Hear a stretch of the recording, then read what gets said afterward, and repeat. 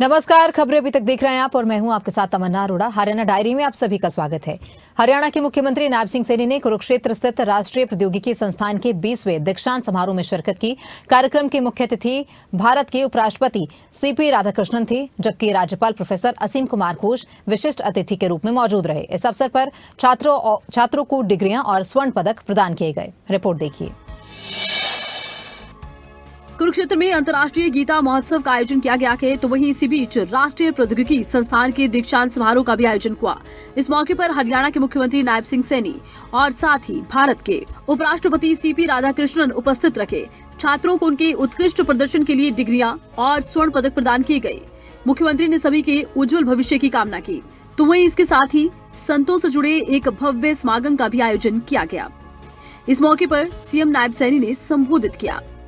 हम सब ये भी जानते हैं, जब 2014 से पहले देश के यशस्वी प्रधानमंत्री आदरणीय नरेंद्र मोदी जी को इस देश के लोगों ने प्रधान सेवक के रूप में बैठाया, उन्होंने लाल किला की प्राचीर से भव्य कार्यक्रम का आयोजन करते हुए कहा कि गीता कुरुक्षेत्र में नहीं, ये पूरे विश्व में हर घर के अंदर जानी चाहिए। और मुझे खुशी है इस बात की, मुझे खुशी है कि इस कारवां को आगे बढ़ाने का काम हमारे गीता मनीषी महामंडलेश्वर स्वामी ज्ञानानंद जी महाराज के मार्गदर्शन में और उनके सहयोग से इस महोत्सव को विदेशों में भी मनाने का हमें अवसर मिला है। ये हमारे लिए बहुत गर्व की बात है।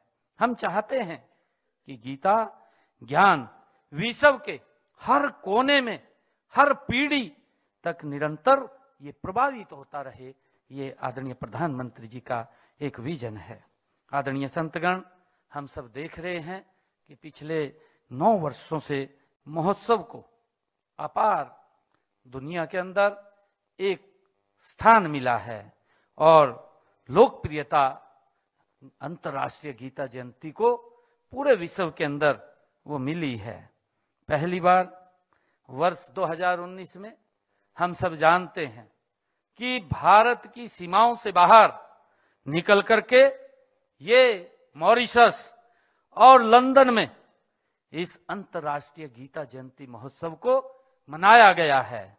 और इसके बाद यह United kingdom, Canada, Australia, Sri Lanka, Indonesia और जापान में भी अंतर्राष्ट्रीय गीता जयंती महोत्सव के भव्य और दिव्य कार्यक्रम वहां पर हुए हैं। ये हम सब के लिए गर्व की बात है।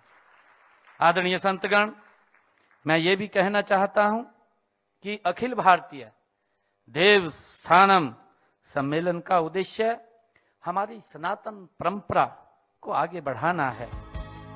सीएम सैनी ने इस मौके पर कहा कि हरियाणा सरकार संतों के विचारों और शिक्षाओं के प्रचार के लिए विशेष कार्यक्रम चला रही है, जिसका उद्देश्य युवा पीढ़ी तक आध्यात्मिक ज्ञान और नैतिक मूल्यों को पहुंचाना है। हरियाणा में संत महापुरुष सम्मान विचार प्रसार योजना के तहत संतों व महापुरुषों के संदेश को जन जन तक पहुंचाने का निर्णय ये हमारी सरकार ने लिया है।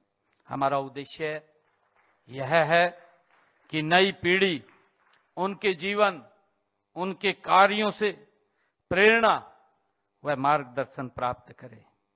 अभी 25 नवंबर को देश के यशस्वी प्रधानमंत्री आदरणीय नरेंद्र मोदी जी जहां गुरु तेग बहादुर जी का 350वां शहीदी दिवस था, हमने बड़े पद्धर के ऊपर, राज्य स्तर के ऊपर, इस पवित्र भूमि के ऊपर उसको याद किया है। और दूसरी तरफ अंतर्राष्ट्रीय गीता जयंती महोत्सव में आदरणीय प्रधानमंत्री जी यहां पधारे, हम सबका मार्गदर्शन उन्होंने किया है। आदरणीय संतगण, इसी उद्देश्य से हमारे कर्मयोगी हम सब जानते हैं देश के यशस्वी प्रधानमंत्री आदरणीय नरेंद्र मोदी जी ने गीता जयंती समारोह को हमें अंतर्राष्ट्रीय स्तर के ऊपर मनाने का ये अवसर उन्होंने हमें प्रेरित किया है। उनकी प्रेरणा से ही हम इसे 2016 से कुरुक्षेत्र में अंतर्राष्ट्रीय स्तर पर गीता जयंती महोत्सव मना रहे हैं। इसमें कई देशों के प्रतिभागी और लाखों श्रद्धालु इसमें शिरकत करते हैं। मुख्यमंत्री नायब सिंह सैनी की अगुवाई में कुरुक्षेत्र में गीता जयंती महोत्सव का भव्य आयोजन किया गया। कार्यक्रम में प्रदेश के गणमान्य व्यक्तियों और सैकड़ों श्रद्धालुओं ने हिस्सा लिया है। मुख्यमंत्री ने सभी को गीता के संदेशों पर चलने और जीवन में ज्ञान और धर्म के मार्ग पर अग्रसर होने की प्रेरणा दी।